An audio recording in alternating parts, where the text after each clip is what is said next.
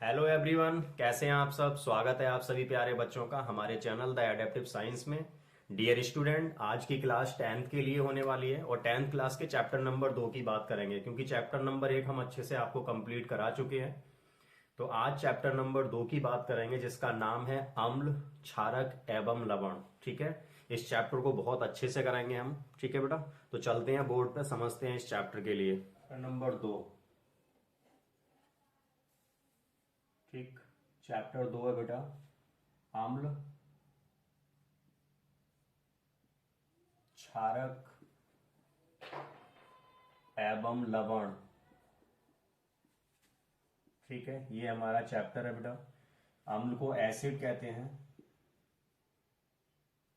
ठीक है, क्षारक को बेस कहते हैं एंड लवण को सॉल्ट कहते हैं।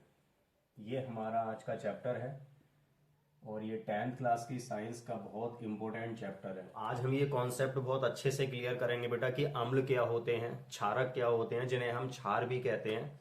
तो अम्ल और क्षार का जो कॉन्सेप्ट है आज बहुत अच्छे से क्लियर करेंगे और बहुत इंपॉर्टेंट चैप्टर है आपका ये। ठीक है, तो पूरा फोकस करके आप ध्यान से समझेंगे इस चैप्टर के लिए। अम्ल और क्षार, ठीक है, अम्ल और क्षार के लिए हमें समझना है। लवण तो अम्ल और क्षार की अभिक्रिया से प्राप्त होने वाले यौगिक होते हैं, अर्थात कंपाउंड होते हैं, जिन्हें हम लवण कहते हैं। ठीक है, तो मैं आज आपके लिए सबसे पहले चैप्टर की शुरुआत करने से पहले इसका बेसिक कॉन्सेप्ट समझाता हूं कि अम्ल होते क्या है वास्तव में और क्षार होते क्या है। ठीक है, तो ध्यान दें बेटा आप। सबसे पहले हम क्या करते हैं, यहां पे दो पार्ट कर लेते हैं। एक पार्ट में हम अम्ल को समझने की कोशिश करेंगे और दूसरे पार्ट में हम क्षारक या क्षार को जानने की कोशिश करेंगे। ठीक है, धातुओं और अधातुओं से क्या होते हैं, अम्ल और क्षार बनते हैं बेटा। ठीक है, इस कॉन्सेप्ट को समझते हैं कि धातुओं से क्षार का निर्माण कैसे होता है और अधातुओं से अम्ल का निर्माण कैसे होता है। मैंने बोला आपके लिए, एक बार फिर से बोलता हूं, पीरियोडिक टेबल में 3 प्रकार के तत्व उपस्थित होते हैं। ठीक है ना, धातुएं होती हैं जिन्हें हम मेटल्स कहते हैं, अधातुएं होती हैं जिन्हें हम नॉन मेटल्स कहते हैं, और होते हैं आपके उपधातु जिन्हें हम मेटेलॉइड कहते हैं। लेकिन ये कॉन्सेप्ट अम्ल और क्षार का मैं धातु और अधातु से समझा रहा हूं। ठीक है, बात करते हैं बेटा अधातु, क्योंकि अम्लों का निर्माण अधातु से होता है और क्षार का निर्माण धातु से होता है। आज आपका बिल्कुल कॉन्सेप्ट क्लियर होगा 100%। आज आप समझ पाएंगे कि अम्ल और क्षार वास्तव में होते क्या है, निर्माण होते कैसे हैं इसके। ठीक है, हम क्या करेंगे, अधातु को ऑक्सीजन के साथ लिखेंगे, अर्थात अधातु में ऑक्सीजन से क्रिया करके क्या बनाती हैं, अधातु ऑक्साइड बनाती हैं। अधातु ऑक्साइड बनाती हैं बेटा। ठीक है, और इधर देखते हैं बेटा, धातु ऑक्सीजन से क्रिया करके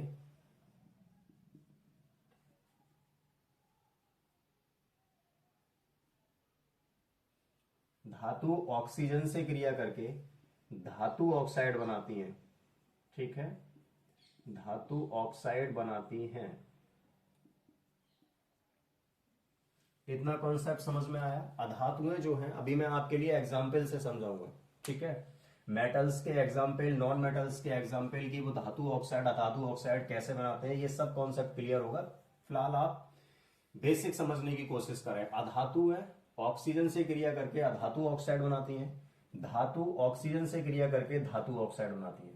ठीक है, ये धातु अधातु ऑक्साइड, ठीक है, जब जल के संपर्क में आते हैं, अर्थात धातु ऑक्साइड भी जल से क्रिया कर सकते हैं और अधातु ऑक्साइड भी जल से क्रिया कर सकते हैं।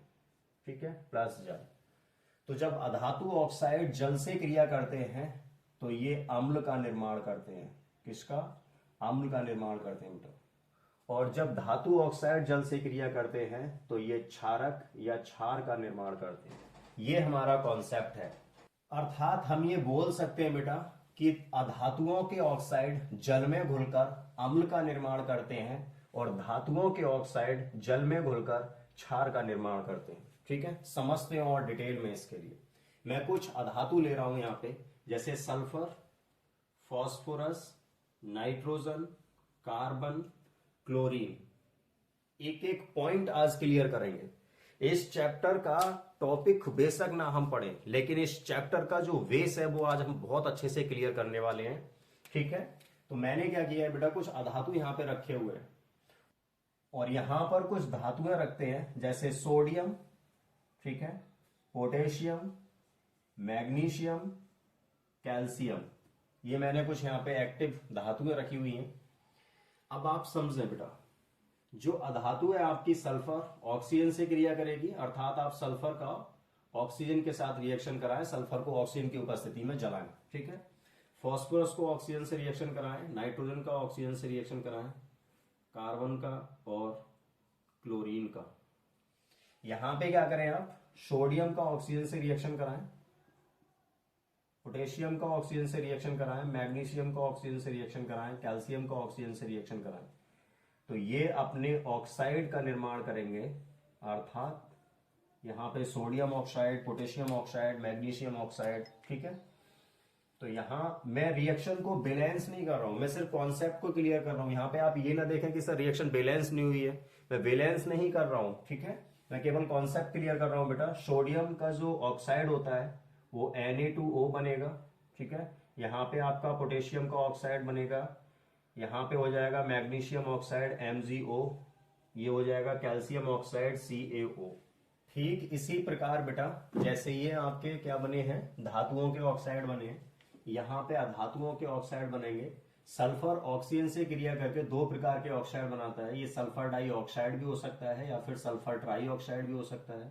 ठीक है, फॉस्फोरस भी कई प्रकार के ऑक्साइड बनाता है, बट P2O5 में ले रहा हूं यहाँ पे फॉस्फोरस पेंटा ऑक्साइड, यहाँ पे P4O6 भी बनता है। ठीक है, और यहाँ जो बनता है बेटा वो NO2, ठीक है ना, और NO, इस प्रकार के ऑक्साइड बनते हैं आपके। यहाँ पे कार्बन डाइऑक्साइड CO2 और यहाँ पे Cl2O। ये आपके क्या बनते हैं, अधातुओं के ऑक्साइड बने हैं कुछ। यहाँ पे मैंने रिएक्शन बैलेंस करने के लिए पहले ही मना किया है, मैं सिर्फ कॉन्सेप्ट को क्लियर कर रहा हूं आपके कि कैसे अम्लों का और क्षार का निर्माण होता है। अब होगा ये बेटा कि ये जो ऑक्साइड हैं ये जल के संपर्क में आएंगे। अधातुओं के ऑक्साइड वायुमंडल में उपस्थित होते हैं और वायुमंडल में ये जल वाष्प के जब संपर्क में आते हैं, ठीक है, तो क्या होता है कि यहाँ पे अधातु के ऑक्साइड जल से क्रिया करके क्या बनाएंगे, अम्ल बनाएंगे। और कौन सा अम्ल बनेगा वो मैं यहाँ पे आपको क्लियर कर रहा हूं। ठीक है, सल्फर डाइऑक्साइड या सल्फर ट्राइऑक्साइड जल से क्रिया करके H2SO4 सल्फ्यूरिक अम्ल और सल्फ्यूरस अम्ल का निर्माण कर सकते हैं। यहाँ पे आपका फॉस्फोरिक अम्ल या फॉस्फोरस अम्ल बनेगा H3PO4। ठीक है ना, यहाँ जो बनता है आपका HNO3 बनता है, या फिर नाइट्रस अम्ल भी बोल सकते हैं। नाइट्रस अम्ल HNO2 होता है बेटा। यहाँ पे कार्बनिक अम्ल, ठीक है, H2CO3 बनेगा। और यहाँ पे ये ठंडे पेय पदार्थों में पाया जाता है H2CO3। और यहाँ जो बनेगा वो HCl अम्ल बनेगा। ठीक है ना, हाइपोक्लोरस अम्ल बनता है लेकिन वो अपघटित होने के बाद HCl में टूट जाता है। तो ये कुछ मैंने कॉन्सेप्ट आपको क्लियर किया है कि इस बात को आप ऐसे बोल सकते हैं, धातुओं के ऑक्साइड जल में घुलकर अम्ल का निर्माण करते हैं, और कैसे करते हैं वो कॉन्सेप्ट आपके लिए क्लियर हो चुका है। ठीक है, तो मेन पॉइंट हमारा ये है, इस बात को हमें समझना है, धातुएं और अधातुएं ऑक्सीजन के प्रति बहुत सक्रिय होती हैं, अर्थात वो ऑक्सीजन से क्रिया करती हैं और अपने ऑक्साइड में कन्वर्ट होती हैं। अधातुओं के ऑक्साइड जल के संपर्क में आके अम्ल का निर्माण करते हैं, जबकि धातुओं के ऑक्साइड जल के संपर्क में आने के बाद क्षार का निर्माण करते हैं। ठीक है, ये हुआ हमारा क्लियर। अब इधर समझते हैं बेटा, इसके संपर्क में यदि जल आएगा, यदि हम धातुओं के ऑक्साइड को जल में घोलेंगे, ठीक है, तो होगा क्या, ये अपने क्षार का निर्माण करेंगे। कौन सा क्षार बनेगा, यहां पता है आपके लिए बेटा, सोडियम हाइड्रोक्साइड NaOH बनेगा, पोटेशियम हाइड्रोक्साइड KOH बनेगा, मैग्नीशियम हाइड्रोक्साइड MgOH का होल ट्वाइस बनेगा, और यहाँ पे कैल्शियम हाइड्रोक्साइड CaOH का होल ट्वाइस बनेगा। और ये सब के सब क्या हैं, क्षार हैं बेटा। तो मेन कॉन्सेप्ट आपका ये है। ये आज हमने आपका डाउट क्लियर किया है कि अम्ल और क्षार का निर्माण होता कैसे है। ठीक है, तो यहाँ आप देख सकते हैं ये रिएक्शन के साथ मैंने कंप्लीट समझाया है, बट रिएक्शन बैलेंस नहीं है, ये मैं पहले ही बता चुका हूँ। क्लियर। और इस आधार पर अम्लीय वर्षा है ना, एक क्वेश्चन होता है अम्लीय वर्षा क्या होती है, समझाइए आप। तो अब आप समझा सकते हैं अम्लीय वर्षा, ये आप देख सकते हैं क्योंकि अधातुओं के ऑक्साइड वायुमंडल में उपस्थित होते हैं बेटा। तो जब बारिश होती है तो पानी की जो बूंद होती है जब अधातुओं के ऑक्साइड के संपर्क में आती है, धातु ऑक्साइड के संपर्क में आती है, तो सब अपने अम्ल में कन्वर्ट हो जाती हैं। इसलिए हम पहली वर्षा के लिए, क्योंकि पहली वर्षा में पॉल्यूशन बहुत ज्यादा होता है, फर्स्ट टाइम अगर कोई बारिश हो रही है तो उस समय उससे पहले क्या होगा, पॉल्यूशन बहुत ज्यादा उपस्थित होगा वायुमंडल में। तो इन्वायरमेंट में धातुओं के ऑक्साइड जल के संपर्क में आने के बाद, ठीक है ना, पानी की बूंद के संपर्क में आने के बाद अम्ल में कन्वर्ट हो जाते हैं, इसलिए प्रथम वर्षा को अम्लीय वर्षा कहते हैं। ठीक है, तो ये सब आपका कॉन्सेप्ट क्लियर हुआ। यही पहला पॉइंट है बेटा आपका अम्ल। अम्ल को एसिड कहते हैं और अब हम अम्ल की डेफिनेशन लिखने वाले हैं, अम्ल को परिभाषित करने वाले हैं। ठीक है, अम्ल की डेफिनेशन है बेटा, अम्ल ऐसे यौगिकों के समूह हैं जो जल में घुलकर एचाइन देते हैं। ठीक है, लिखते हैं डेफिनेशन, अम्ल ऐसे यौगिकों के समूह हैं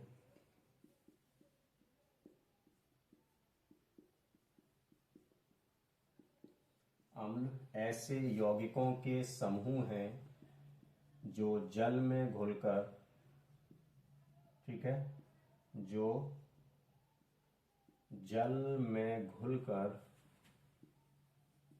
एचाइन देते हैं। बहुत सिंपल डेफिनेशन दी है मैंने आपको। अम्ल ऐसे यौगिकों के समूह हैं जो जल में घुलकर एचाइन देते हैं, ठीक है ना, H+ आयन देते हैं। ये डेफिनेशन हुई बेटा। मैं आपको इसको समझाता हूं। जैसे HCl अम्ल है हमारे पास, हाइड्रोक्लोरिक अम्ल है, यदि ये जल के संपर्क में आएगा अर्थात जल में घोला जाएगा इसे, तो ये वियोजित हो जाएगा या आयनित हो जाएगा H आयन में और Cl नेगेटिव आयन में। ठीक है, ऐसे ही H2SO4 सल्फ्यूरिक अम्ल है, H2O, यदि इसे आप जल में घोलेंगे तो आपको मिलेगा 2H ion plus SO4 negative ion.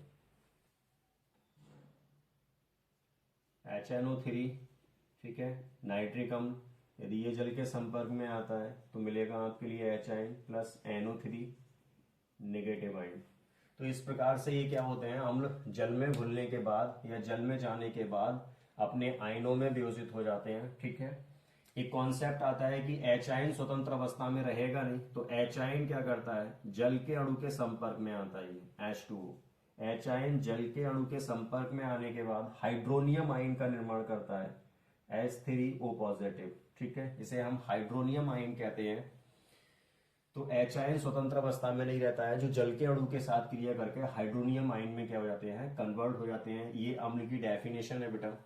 एक बार फिर से रिपीट करते हैं, अम्ल ऐसे यौगिक हैं जो जल में घुलकर H आयन देते हैं। ठीक है, H आयन प्रस्तुत करते हैं। नेक्स्ट टॉपिक है बेटा आपका क्षार। ठीक है, क्षार को समझते हैं या क्षारक बोल सकते हैं आप, इसको डिफाइन करते हैं, इसको बेस कहते हैं हम। ठीक है, क्षारक क्या होते हैं, डेफिनेशन देखो बेटा, क्षार ऐसे यौगिकों के समूह हैं या क्षार ऐसे यौगिक हैं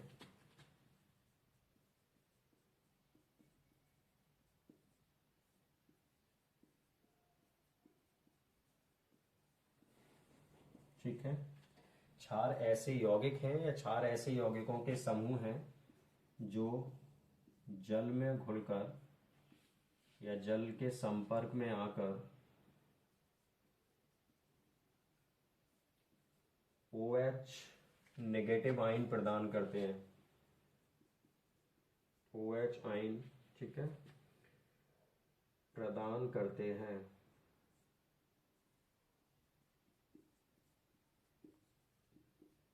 तो क्षार आपके लिए जल के संपर्क में आने के बाद क्या देते हैं बेटा, OH आयन देते हैं, और अम्ल जल के संपर्क में आने के बाद आपके लिए H आयन देते हैं। ठीक है, देखें बेटा, इसके उदाहरण देखें आप, इसके एग्जाम्पल देखें। जैसे मेरे पास क्षार है NaOH सोडियम हाइड्रोक्साइड, और KOH potassium hydroxide, NH4OH ammonium hydroxide, और यदि हम इन्हें जल में घोलते हैं, हम इनको जब जल में घोलते हैं तो ये अपने आयनों में वियोजित हो जाते हैं। यहाँ मिलेगा आपके लिए sodium ion plus OH negative ion, यहाँ हो जाएगा बेटा potassium ion plus OH negative ion, और यहाँ पे हो जाएगा अमोनियम आयन NH4 आयन अर्थात प्लस OH नेगेटिव आयन। और ये हमने आपके लिए क्या किया है बेटा, क्षार का कॉन्सेप्ट क्लियर किया है। तो अम्ल और क्षार की डेफिनेशन कंप्लीट कर चुके हैं हम। अब आगे हम लवण को समझते हैं कि लवण क्या होते हैं। ठीक है, तो इसको इरेज करते हैं, आप स्क्रीनशॉट ले सकते हैं और लवण की ओर चलते हैं।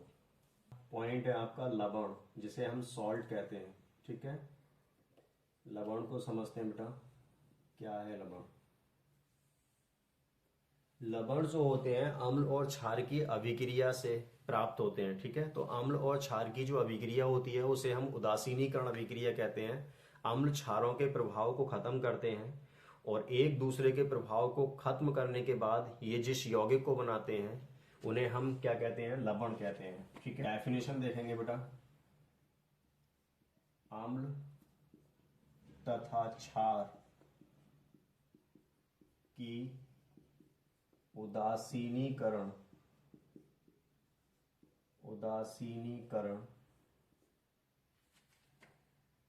अभिक्रिया द्वारा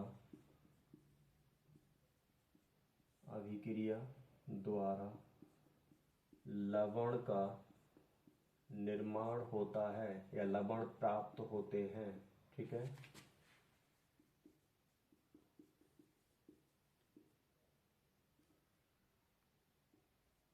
ठीक है, तो अम्ल तथा क्षार की उदासीनीकरण अभिक्रिया द्वारा लवण का निर्माण होता है। अर्थात आप इसको ऐसे लिख सकते हैं, अम्ल प्लस क्षार जब आपस में क्रिया करते हैं तो एक रिएक्शन होती है, इस रिएक्शन का नाम है उदासीनीकरण अभिक्रिया। ठीक है ना, उदासीनीकरण अभिक्रिया। क्यों कहते हैं उदासीनीकरण, क्योंकि अम्ल के H आयन क्षार के OH आयन से क्रिया करके H2O में परिवर्तित हो जाते हैं, अर्थात उदासीन हो जाते हैं। ना तो अम्ल के आयन रहते हैं ना ही क्षार के आयन रहते हैं विलयन में, इसलिए इस अभिक्रिया को हम उदासीनीकरण अभिक्रिया कह रहे हैं बेटा। और यहाँ जो आपको प्राप्त होता है वो लवण तथा जल प्राप्त होता है। ठीक है, तो ये है लवण का कॉन्सेप्ट। रिएक्शन का उदाहरण यदि आप देखना चाहते हैं तो आप क्या करेंगे, एक बहुत सिंपल सा अम्ल जिसे हम हाइड्रोक्लोरिक अम्ल कहते हैं HCl, और एक सिंपल सा क्षार जिसे हम NaOH सोडियम हाइड्रोक्साइड कहते हैं। जब इनका रिएक्शन होगा तो इसका H इसके OH से क्रिया करके किस में कन्वर्ट हो जाएगा बेटा, H2O में कन्वर्ट हो जाएगा। क्षार का धातु आयन और अम्ल का अधातु आयन आपस में क्रिया करेंगे, अर्थात धातु और अधातु आपस में क्रिया करेंगे तो बनेगा NaCl, और NaCl एक लवण होता है। ठीक है, जिसे हम नमक के नाम से बोलते हैं। ये आपका सॉल्ट है बेटा, NaCl सोडियम क्लोराइड। तो ये आपके लवण थे। लवण 5 प्रकार के होते हैं, लवण 5 प्रकार के होते हैं। तो नेक्स्ट कॉन्सेप्ट को क्लियर करते हैं, इसको इरेज करते हैं और आगे चलते हैं बेटा। ठीक है।